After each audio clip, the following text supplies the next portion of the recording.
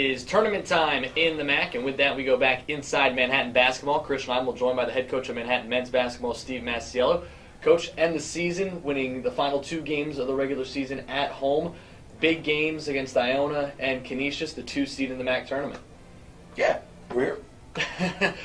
Talk to me about the weekend real quick, because the emotion of Friday's game coupled with the emotion of senior day, to be able to get 2 wins here at home in the final games of the regular season. Well, yeah, I think when you look at, coming into the weekend, obviously you get 2 wins against, coming into the weekend, the first and second place team.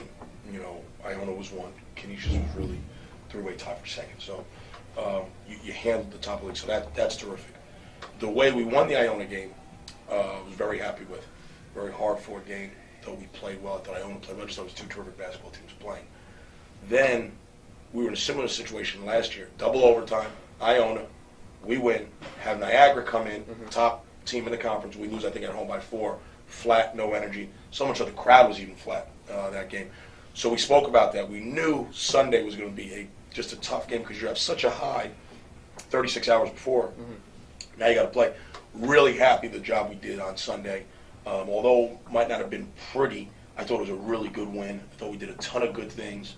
So to get 2-0 from this weekend without your senior all-league guard, great weekend. Very happy overall. If you would have told me in the Bahamas, here's 22-7, I would have taken it. The difference is I probably would have thought we would have struggled a little more in our non-conference, done a little better in our conference, worked the other way around. We had a better non-conference than I thought. And I thought we would have maybe been a game or 2 better in the conference. But all being said, 22 wins, celebrate it, enjoy it, rally around it, head up, but understand anyone can beat you. You brought up not having Mike Alvarado for essentially 2 games. Played, I believe it was 6 minutes in the box score against Iona. First off, what was the emotion for him on Sunday, not being able to play in his final game of the regular season? I know you said it on the MAAC conference call just a couple moments ago that he'd been practicing on Wednesday, but what's his status for the weekend? Yeah, we were in the pregame upstairs before, and it was just him and I up there, and I could just tell how down he was, and he wasn't able to get out here for one last time. I'm going to see if we can move the conference tournament to Drowdy for him. But, it's one of those things, and Mike's a very tough kid, doesn't really show a lot of emotion, but I knew he was hurting inside. But the good thing is there's more basketball left to be played, and that's what I was trying to explain to him. He wanted to be out there. I said, just rest, let's get ready for next week. And so he'll probably start working out on Wednesday, get him back, which is a big addition to our program, obviously, and kind of moving forward. But, it's an exciting time of year. It's going on everywhere. Quinnipiac has some injuries. Iona's got some guys banged up. We got some guys. Every team does. It's kind of a battle of attrition, as they say, and kind of moving forward. You got to. I think it's where our depth helps us a little bit. Representative on all 3 MAAC teams, no rookie, all rookie team, but Mike on the 3rd team, Ramel 2nd team, George 1st team. To have your 3 seniors be all MAAC in their final year, what's that like for you as a coach? It's good. Just gonna leave it there. It's good. Fair enough. We'll let as you said, for those who didn't have a chance to hear the MAAC conference call, I will let you. I will let you take that high road. Taking the high road. Coach, we'll let Ramel Brown take care of everything else coming up this weekend. I'm letting my guys handle it. They're big boys. They're grown. They know I got their back. Yep. They know I'm protecting them, but I'm gonna let them speak. When you look at the seeding, I know you say seeding doesn't matter once it gets to the MAAC tournament, but considering the draw that you have and what side of the bracket that you're on, break down and maybe handicap a little bit of this tournament because you're the winner of Fairfield St. Peter's coming up. I mean, and that's what everyone's got to understand. Like, and I keep saying this. They're like, this. Listen, whether we were 2, 3, or 4, you have to win 3 tough games.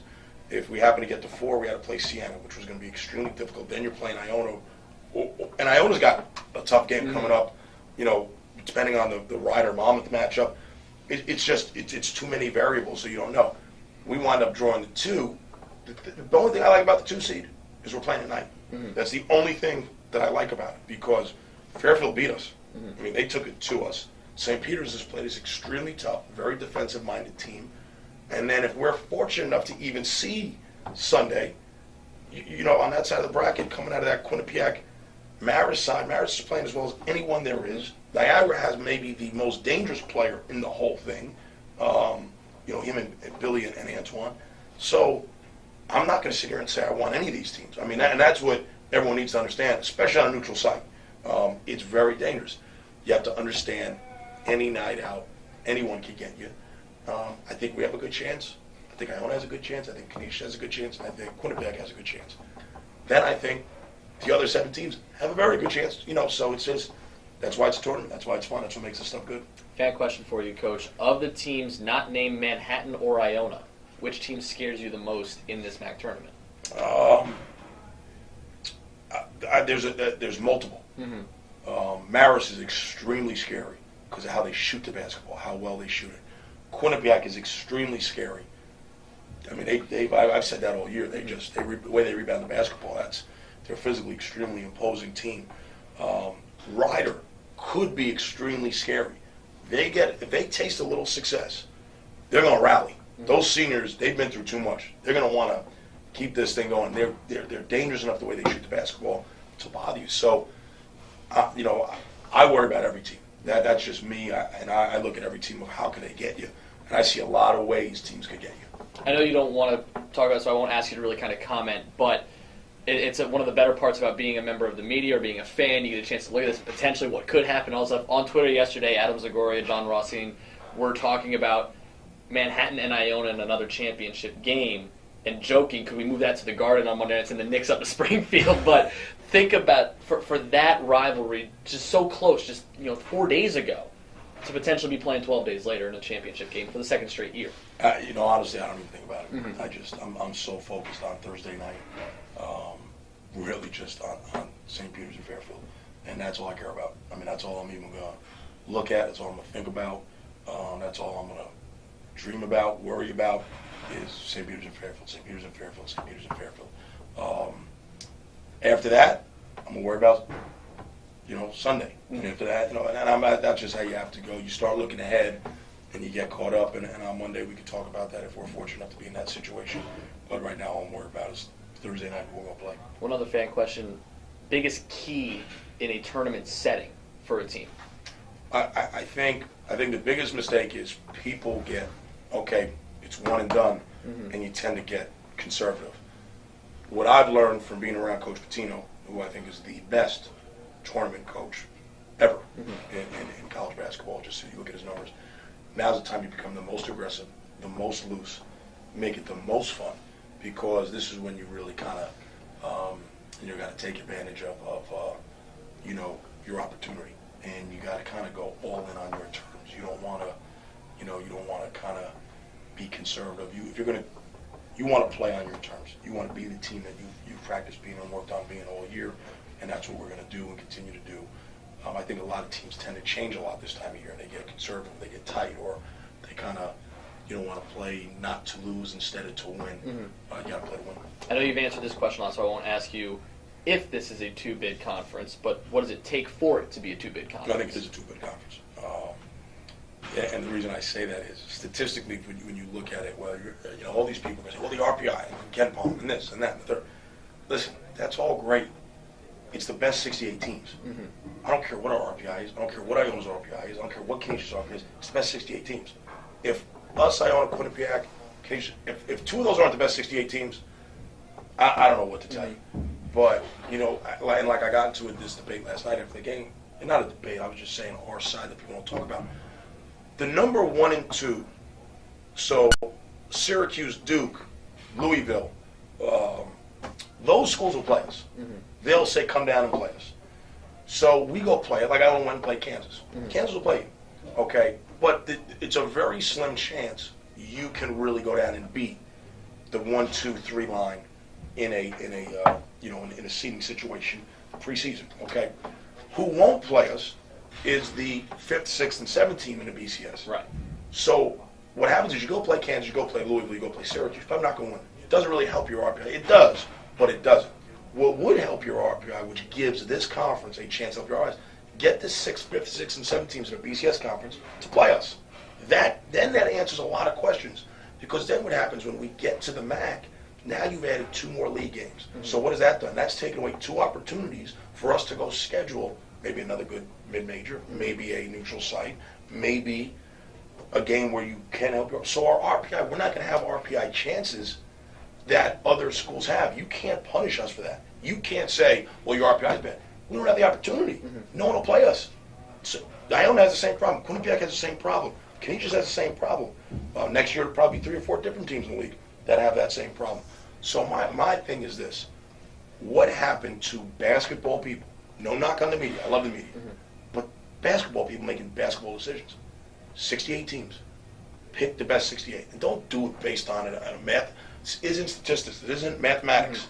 This isn't chess. This is basketball. Have basketball people make basketball decisions. Stop empowering people who never played the game. Has to stop. Too much of that's going on. We have people who never put on a uniform are going to say who the best 68 teams are. How's that possible? I don't get that. Now, I'm not saying they shouldn't have an opinion, but that can't be the end-all say-all. So that's my stance on it. And to me, it's getting worse. Everything is based on what Joe Lunardi says, what RPI says. Tell me what the RPI is. If one person out there can explain to me the RPI, and just think of this, people, this is what we base the NCAA tournament, the RPI. Yeah. But yet no one can give you an explanation of what the RPI is. Or how it's calculated. Or how it's calculated. You get 8 different answers. So how do we at this level? So that's where I get a little. I just think it's unfair. You have 22 wins. You're in a very good conference. You've played going into the year. LaSalle, Sweet 16 team, good scheduling by us. South Carolina, BCS, Illinois State, NBC. We played all teams that were supposed to do well in their conference. Can't predict injuries. Can't predict if a team doesn't do as well as it's supposed to.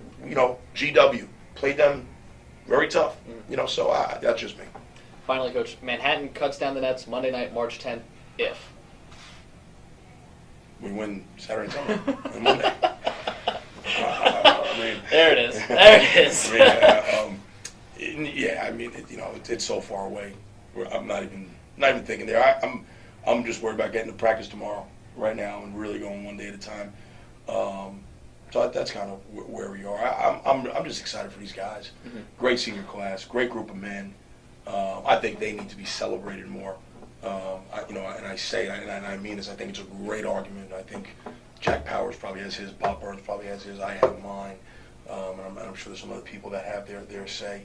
It's the greatest senior class, in the history of college. I think the future with the young guys. I just think it's a great time in Manhattan basketball. I think that needs to be celebrated more than anything. Regardless of what happens, this has been a great year. Right. Not a good year, great year. Our goal is what it is, but we still got to celebrate it. You mentioned it, and I'll just briefly bring it up. Yesterday for the senior class, one of the greatest in Manhattan college history. I look at 3 currently. I look at who are yours? This. I'm not sure the order, but this senior class is in the top 3. Yeah. I look at obviously Chris Williams, Keith Bullock, Kerry Wilson, the guys who helped build the cornerstone for Manhattan College. That's because you work with Smooth. A little bit, yes. Okay. And then Louis Flores is senior class as well. Yeah. I think I agree with you, and I got to probably talk to Mr. Powers a little bit and get his take on early Manhattan that I'm not as familiar with, that I probably should be, and see who was in George's class and Billy Campion, those guys, see who was in those senior classes, because those were some terrific teams.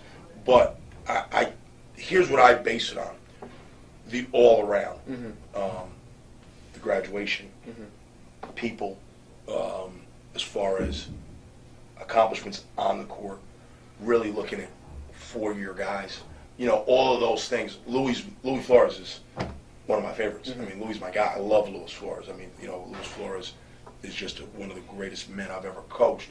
Not that I'm holding it against him that he was a transfer, but these guys were all 4-year Manhattan guys. There's a lot of unique things about this class that I just think you can make a great argument, but I just think it's great. I just think that's good for Manhattan, that we're even able to have that conversation. Yeah. Let's just think of the classes you just said. If that class is in that conversation with those guys, I think they're I think that says so much about them. But it's a great dinner conversation. MAAC tournament begins for Manhattan in the quarterfinals on Saturday at 6:30 when they take on the winner of Fairfield and St. Peter's. You can catch all the MAAC tournament live on gojaspers.com. If you'd like to tweet us questions or just have a conversation with Coach, you can follow him on Twitter at Steve_Masiello. You can tweet at gojaspers and email us gojaspers. We need, and I mean this, we need alumni, boosters, sixth borough. We need everybody to get up to Springfield. It's a major advantage. And you think, well, I can just watch it on TV, I can just watch it on the internet. Us having you in there, it brings such energy to our players. it feeds off. We're going to need you. There's going to come a point up here this week, and there's going to be some adversity. We need our fans there, and I think it's one of the best things. I think this college travels the best when we're behind something, and I'm begging you guys to get out there, get up to Springfield. It's actually a fun city. You have the Basketball Hall of Fame. You have great things to do up there. Come around, come see a practice. Anyone who comes up, you have full access to everything we're doing. If that'll get you to come up, I want all of Jasper Nation with this thing because I think it can make a huge impact. And don't sit there and say, well, I'll come up Monday. No, we need you there Saturday. We need you Saturday, and then when you're there Saturday, we're not going to let you leave. We're just going to keep you there, and we're going to hopefully stay for a long time. But we need all the support we can get. This is going to be a very, very tough tournament this weekend. But we're excited about it, but we need you. Easily had the best fan base last year. Definitely looking forward to having it for the second year in a row. And thanks for joining us inside Manhattan Basketball.